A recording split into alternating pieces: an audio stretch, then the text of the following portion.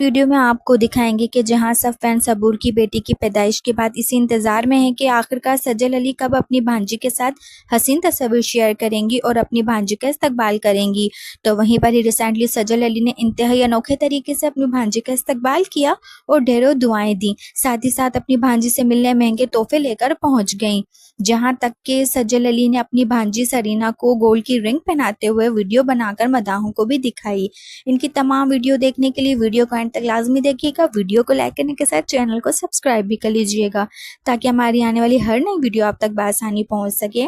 جیسا کہ آپ سب جانتے ہیں کہ صبور علی اور علی انصاری کے گھر چاند سے گڑیا کی آمد ہوئی اور ہر کوئی ان کو ڈھیروں دعائیں اور مبارکباد دیتا ہوا نظر آ رہا ہے۔ صبور علی نے جہاں اپنی پریگننسی کو مداحوں سے کافی چھپا کر رکھا، پھر بھی مداحوں کو اس بات کا علم ہو ہی گیا۔ صبور علی پریگننٹ ہیں اور بہت جلد ماں بننے والی ہیں۔